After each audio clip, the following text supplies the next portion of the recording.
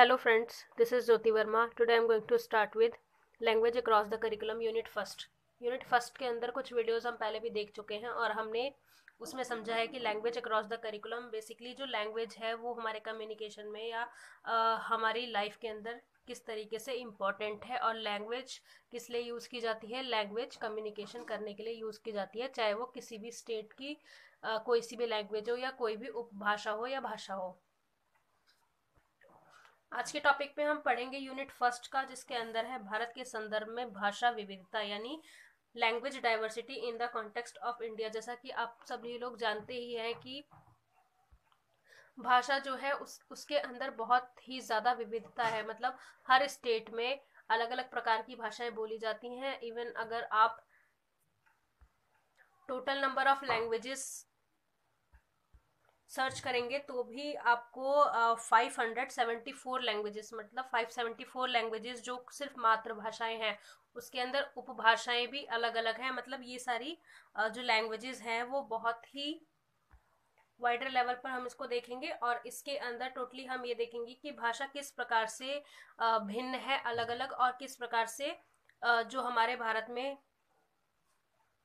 Use की जाने वाली भाषाएं हैं वो शिक्षा में किस तरीके से रिलेट करती हैं। तो सबसे पहले हम देखेंगे परिचय यानी इंट्रोडक्शन। इसमें है भारत में भाषा विविधता को केवल 100 रुपए के नोटों को देखकर आसानी से समझा जा सकता है। मतलब अगर आपने कोई सा भी नोट देखा होगा, जैसे 100 का नोट इसमें एग्जाम्पल ले रखा है, तो उसके अंदर अलग अलग भाषाओं में उसी रुपए का जो एक तरीके से 100 रुपए है, अगर आप 100 रुपए या 100 रुपीज इंग्लिश या हिंदी में लिख रहे हैं तो 100 रुपए ही अन्य भाषाओं में भी उसमें लिखा होता है। भारत में भाषा विविधता को केवल 100 रुपए के नोट को देखकर आसानी से समझा जा सकता है। मुद्रा मूल्य, जो भी उस नोट का मूल्य है, उसका मूल्य 17 भाषाओं में नोटों पर अंकित किया गया है, जो ये दर्शाता है कि देश भर में बोली जाने वाली भाषाएं सभी राज्य द्वारा स्वीकृत हैं।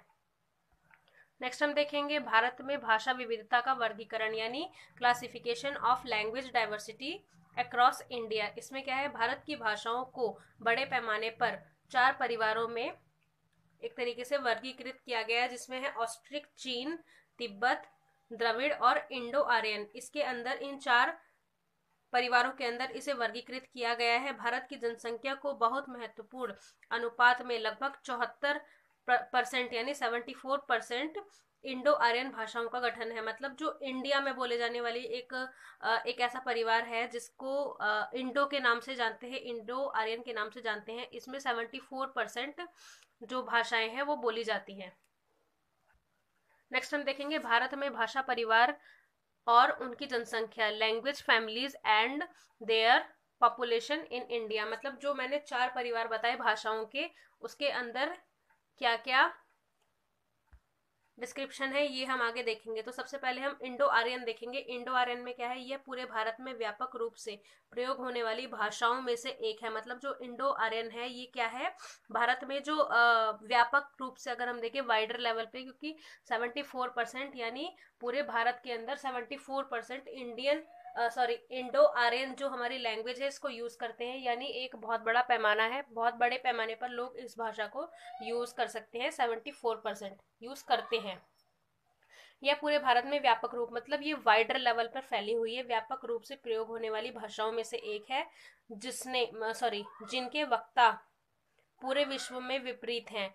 भाषाओं के इस उप परिवार, मतलब भाषाओं का जो ये उप परिवार है, उससे संबंधित लोग देश के केंद्र, उत्तरी, पूर्वी और पश्चिमी भाग में स्थित हैं। लगभग 491 मिलियन लोग जो हैं वो 574, मतलब जैसा कि मैंने आपको बताया 574 मातृभाषाएं होती हैं, तो 574 मातृभाषा वाले लोग इस परिवार का गठन करते हैं। नेक्स्ट हम देखेंगे बी पार्ट यानी बी फैमिली क्या है। इसमें द्रविड़ के अंदर क्या है, द्रविड़ भाषा भारतीय जनसंख्या के लगभग 24%, मतलब ये 24% लोगों द्वारा बोली जाने वाली भाषा है, जो लगभग 157 मिलियन वक्ताओं के लिए है।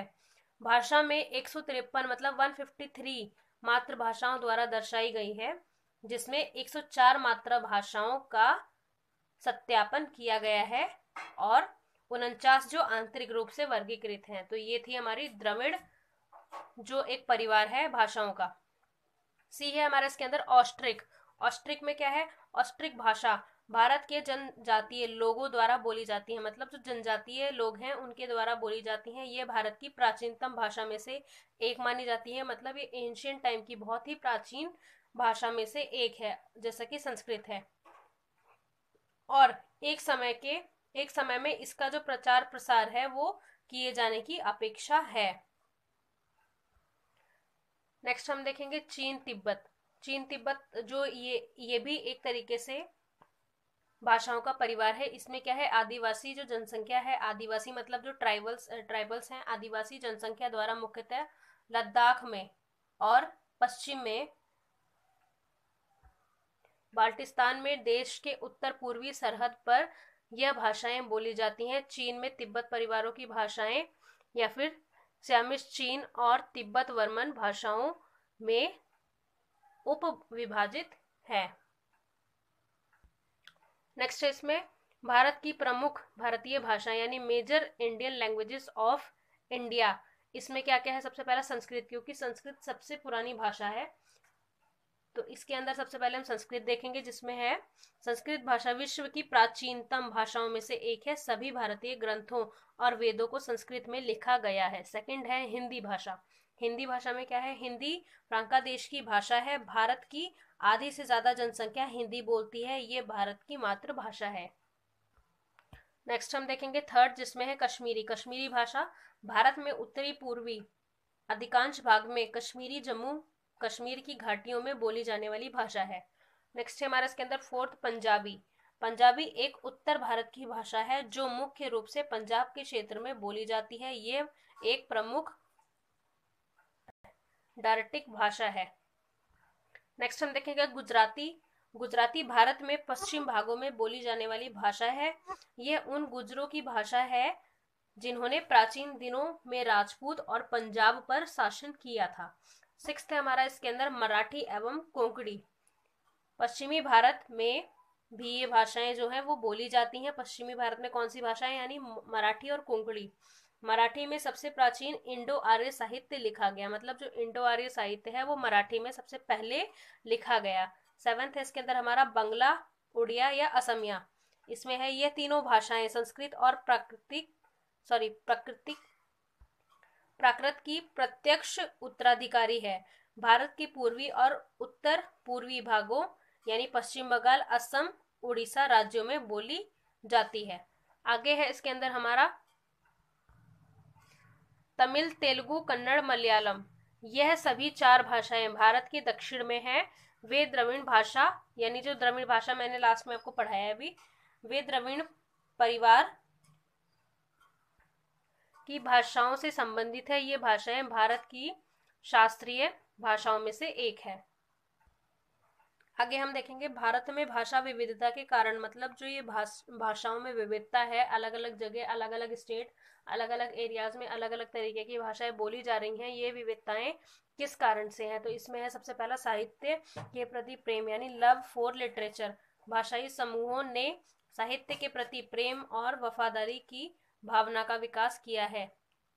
इससे विशेष भाषा के प्रति उनकी प्रतिबद्धता मजबूत है। सेकंड है हमारा इसके अंदर भौगोलिक कारक यानी ज्योग्राफिकल फैक्टर। इसमें क्या है, निकट क्षेत्रों में रहने वाले लोग समान भाषाएं बोलना पसंद करते हैं। यह लोगों के बीच स्थानीय पहचान और अलग छवि को मजबूत बनाता है। नेक्स्ट है हमारा इसके अंदर सांस्कृतिक कारक यानी कि कल्चरल फैक्टर। कल्चरल फैक्टर क्या है, प्रायः लोग गीत, जो लोकगीत होते हैं, फोक सॉन्ग्स होते हैं, लोकगीत समुदाय के लोक कथा, जो भी अलग अलग कम्युनिटीज की अलग अलग लोक कथाएं होती हैं, फोकलोर्स होते हैं, उनकी मूल भाषाओं में से एक है। यानी संस्कृत जो सांस्कृतिक भाषा होती है वो अपनी अपनी लैंग्वेजेस में बनाई जाती है, कोई भी अगर ऐसा लोकगीत है तो। फोर्थ है इसके अंदर सामाजिक कारक यानी सोशल फैक्टर। सोशल फैक्टर में क्या है, कई बार लोग अपने सामाजिक परिवेश के अनुसार परिवर्तित होते हैं, मतलब जो उनका सामाजिक परिवेश होता है उसके हिसाब से लोग परिवर्तित होते हैं, जबकि स्थानीय भाषाओं के साथ ग्रहण करना और आत्मसात करने की कोशिश करते हुए वे अपनी मूल भाषा को संशोधित करते हैं। नेक्स्ट हम देखेंगे फिफ्थ, जिसके अंदर है ऐतिहासिक कारक यानी हिस्टोरिकल फैक्टर। हिस्टोरिकल फैक्टर में क्या है, भारत के राष्ट्रीय स्वतंत्रता संग्राम में भाषा विविधता का योगदान रहा है, मतलब जो स्वतंत्रता संग्राम है भारत का, उसके अंदर किसका योगदान रहा है? जो भाषा की विविधता है उसका योगदान रहा है। स्वतंत्रता के बाद भाषाओं की एकरूपता के आधार पर राज्य गठित किए गए। सिक्स्थ है हमारा इसके अंदर राजनीतिक कारक यानी पॉलिटिकल फैक्टर। कुछ राजनीतिक नेताओं और उनके जो दल थे, दलों ने अपने अपने वोट बैंक को सुरक्षित करने के लिए जानबूझकर अपने क्षेत्र के लोगों के बीच एक भाषाई सीमांकन बनाया। नेक्स्ट हमारा इसके अंदर 7th पॉइंट, जिसके अंदर है मनोवैज्ञानिक कारक यानी साइकोलॉजिकल फैक्टर। सामान्य भाषाएं लोगों को एक रूपता की भावना प्रदान करती हैं। वे उनके वक्ताओं एवं समान भाषा साझा करने वालों के साथ एक अदृश्य संबंध को विकसित करते हैं। ये बहुत साधारण बात है। जब कोई व्यक्ति अपनी भाषा बोलते हुए किसी से मिलता है तो व्यक्ति के प्रति क्या करता है, उसके प्रति क्या होता है, व्यवहार काफी नम्र और स्वागत योग्य होता है। लास्ट हम देखेंगे इसके अंदर हमारा निष्कर्ष इस टॉपिक का यानी कंक्लूजन। तो इसके अंदर कंक्लूजन है, भारत की संस्कृति और विरासत से वस्त्र विभिन्न संस्कृतियों के विभिन्न धागों द्वारा निर्मित किए जाते हैं। मतलब जो विरासत के वस्त्र हैं वो किसके द्वारा निर्मित किए जाते हैं? संस्कृति के विभिन्न धागों के द्वारा। मतलब ये एक एज एन एग्जाम्पल हमने वस्त्र और धागों का एग्जाम्पल लिया है इसके अंदर, जो भाषाओं की विविधता को नींव प्रदान करती है। सो फ्रेंड्स, ये था हमारा आज का टॉपिक, जिसके अंदर हमने देखा कि हमारे भारत में कितने प्रकार के भाषाओं के परिवार हैं, यानी 4 प्रकार, जिसके अंदर हमने चारों प्रकार पढ़ लिए हैं और क्या क्या कारक हैं, यानी किस किस कॉज के या किन किन कारणों से ये जो भाषा विविधता है ये होती है, और हमारी जो भाषाएं हैं वो किस परिवार के अंदर, मतलब अलग अलग भाषाएं हर परिवार के अंदर सम्मिलित है। तो ये चीजें हमने आज इस वीडियो में देखी। आई होप आपको ये वीडियो पसंद आया होगा। Thank you so much friends for watching this video. मेरे चैनल को सब्सक्राइब करें, वीडियो को लाइक करें, शेयर करें एंड कमेंट करें।